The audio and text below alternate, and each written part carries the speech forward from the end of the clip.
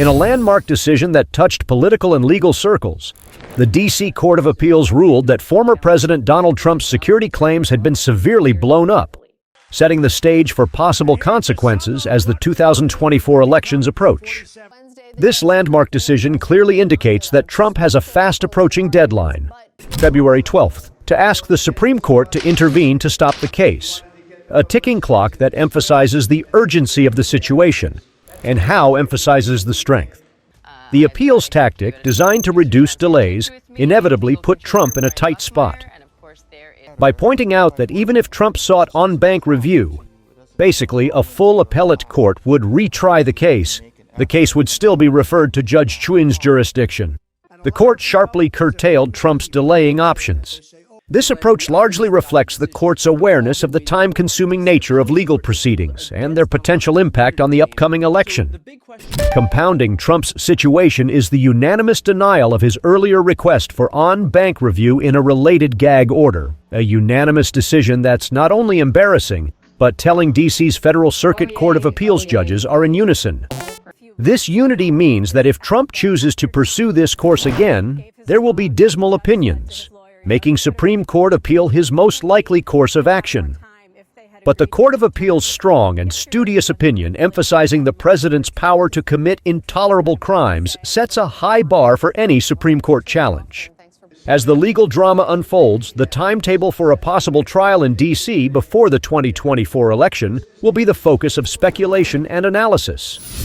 The speed with which the appeals court reached its decision, 28 days, combined with consideration of the upcoming High Court, could send the case back to the trial court in a matter of weeks.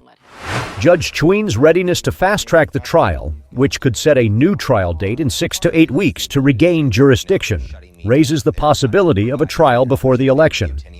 The trial process alone, from judge selection to sentencing, could take several weeks, with post-sentencing stretching an additional 60 to 90 days. This timeline means sentencing could occur in early July, with a likely verdict early September, long before November elections. This situation raises interesting questions about the potential impact of such high-profile trials and convictions on the election environment, especially given the DOJ policy of not taking actions that could affect an election within 60 days of occurrence because of the... But once a case is in the hands of the court, the course of the legal process is firmly within the control of the judge, unaffected by electoral considerations. With an odd mix of legal process, judicial insight, and the ticking clock on the election calendar, this legal case captures a pivotal moment in the making of American lawyers and democracy. In a recent development that has caught the attention of lawyers and the public, Fulton County District Attorney Fanny Willis finds herself at the center of a contentious debate that reaches beyond the courtroom and deep into private spaces. It also spurs discussion forums of crossing public services. Willis, known for his steadfastness and commitment to justice, is being scrutinized for his after-hours relationship with Special Prosecutor Nathan Wade. Critics say such personal involvement could cloud judgment or influence the details of such an important case. But supporters counter that the relationship, which began after the Trump investigation began, is a confidential matter that has little to do with legal issues. The situation is further complicated by the involvement of Mike Roman, who has deep political connections and a reputation for toughball tactics. Known for his leadership skills working closely with influential political organizations, Roman is viewed by some as orchestrating the attack on Willis as a way to distract from legal prosecution against the content of the Trump. These attacks, as legal scholars and commentators have described, are seen as part of a broader strategy to undermine confidence in the justice system and deflect attention from the existing charges they attempt to make. In this mess, Willis and his team are focusing on legal practice that emphasizes the separation of personal life and professional responsibilities. The legal team is watching developments closely because the outcome of this case can have detailed implications for more important legal battles over the nature of personal relationships in the context.